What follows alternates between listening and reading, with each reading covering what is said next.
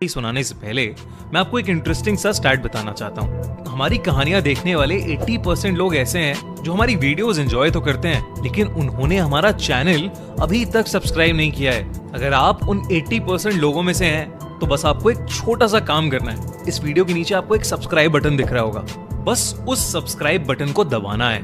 बस इतना सा काम करना है आपको, और लगे हाथों बेल आइकन भी प्रेस कर देना ताकि हमारी लेटेस्ट वीडियो आते ही। यह कहानी एक छोटे से गांव की है जहां एक पुरानी खंडहर सी हवेली खड़ी थी। उस हवेली के बारे में गांव में अजीब अजीब बातें फैली हुई थी। लोग कहते थे कि वहां एक भूतनी का वास है जो हर रात लोगों को अपने जाल में फंसा लेती है। कई लोग वहां से गायब हो गए थे और गांव वाले अब तक इस रहस्यमयी हवेली से डरते थे। किसी समय की बात है, एक युवक अंशुल गांव में नए आया था। वह शहर से आया था और एक बड़ी कंपनी में काम करता था। उसे सुनी सुनाई बातों पर विश्वास नहीं था और वह सोचता था कि यह सब सिर्फ गांव वालों की मनगढ़ंत कहानियां हैं। उसने अपनी नई जिंदगी शुरू करने का मन बना लिया था। एक शाम जब अंशुल अपना काम खत्म कर घर वापस लौट रहा था तो वह हवेली के पास से गुजरते हुए उस पर एक नजर डालने का सोचता है। हवेली की दीवारें बेलों से ढकी हुई थी, जैसे किसी ने इन्हें सालों से नहीं छुआ। एक अजीब सा सन्नाटा उस पूरे इलाके को घेरे हुए था। हवेली के भीतर जाने की कोई समझदार वजह नहीं थी, लेकिन अंशुल की जिज्ञासा उसे खींच ले गई। उसने दिल में सोचा, बस एक बार देख कर तो आता हूँ, और फिर उसने हवेली के दरवाजे को खींच लिया। दरवाजे की चरमराहट ने मानो पूरी हवेली को जगा दिया हो।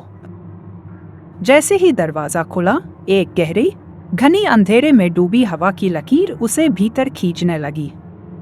अंशुल के शरीर में एक ठंडक सी दौड़ गई। अंदर जाते ही एक भयानक सी खामोशी छा गई, जैसे हवेली ने उसे अपने जाल में फंसा लिया हो। अचानक अंशुल को एक धीमी सी हंसी सुनाई दी जो मानो उसके कानों में गूंज रही हो। यह हंसी किसी इंसान की नहीं थी, बल्कि जैसे कोई बुरी ताकत उसकी आत्मा को कचोट रही हो। अंशुल का दिल तेजी से धड़कने लगा। उसने चारों ओर देखा और तभी उसकी नजर एक लड़की पर पड़ी जो सफेद साड़ी पहने हुए खड़ी थी। उसके बाल बिखरे हुए थे और चेहरा धुंधला था, लेकिन उसकी वह आंखें जो जलती हुई लाल थी, अंशुल को ठंडक से झकझोर गई। लड़की धीरे धीरे उसकी ओर बढ़ी और जब वह पास आई तो बोली, तुम यहाँ क्या करने आए हो? अंशुल का दिल डर से कांप रहा था, लेकिन उसने हिम्मत जुटाकर कहा, मैं बस देखना चाहता था कि यहाँ क्या हो रहा है। लड़की एक भयंकर हंसी हंसते हुए बोली, तुम मेरे जाल में फंस चुके हो, अब तुम मुझे छोड़कर नहीं जा सकोगे। उसकी आवाज में एक जादुई डर था, जैसे वह उसकी आत्मा को खींच रही हो। अंशुल के पैरों तले जमीन खिसक गई। वह डर के बावजूद भागने की कोशिश करता है, लेकिन जैसे ही वह हवेली के दरवाजे के पास पहुंचता है, दरवाजा अपने आप बंद हो जाता है। अंशुल ने झट से दरवाजे को खींचा, लेकिन वह जैसे चिपक कर रह गया। बाहर की दुनिया से कटे हुए उसकी आंखों के सामने काले साए घूम रहे थे। अचानक लड़की फिर सामने आ जाती है और कहती है, तुम्हारे भागने का कोई मतलब नहीं है, अब तुम मेरी दुनिया का हिस्सा बन चुके हो। अंशुल की आंखें फैल जाती हैं, जैसे उसकी आत्मा डर से कांप रही हो।